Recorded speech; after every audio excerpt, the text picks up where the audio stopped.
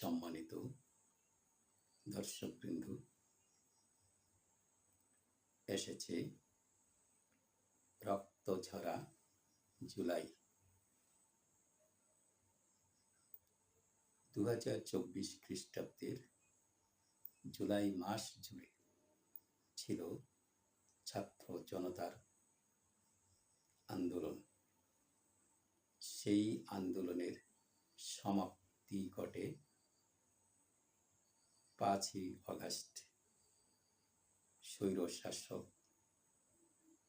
তদানীন্তন প্রধানমন্ত্রী শেখ হাসিনার দেশ ত্যাগের মধ্য দিয়ে গঠন করা হয় অন্তর্বর্তীকালীন সরকার। সেই সরকারের প্রধান উপদেষ্টা করা হয় ডক্টর মোহাম্মদ ইউনূসকে। এই সরকার ক্ষমতায় আসার পর সরকারের উপর যে দায়িত্ব, অন্যতম দায়িত্ব ছিল সংস্কার, বিচার।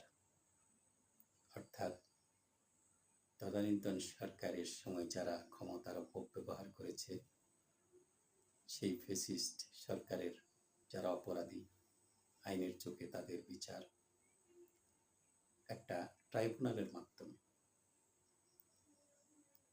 তৃতীয়ত, সবার কাছে গ্রহণযোগ্য কাঙ্ক্ষিত নির্বাচন।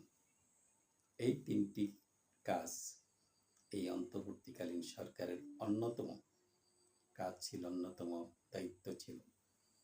কিন্তু দীর্ঘ 9 মাস পরে এই তিনটি কাজের কোনোটি পুরোপুরি সফলতার মুখ দেখেনি।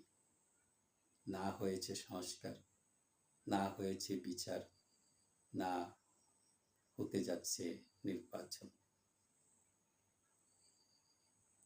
ধরে নিলাম সংস্কার চলমান প্রক্রিয়া, এটা আস্তে আস্তে হবে। বিচার চলমান প্রক্রিয়া হবে, কিন্তু নির্বাচন আদৌ হবে কিনা এটা নিয়ে জনমনের সংশয় রয়েই গেছে।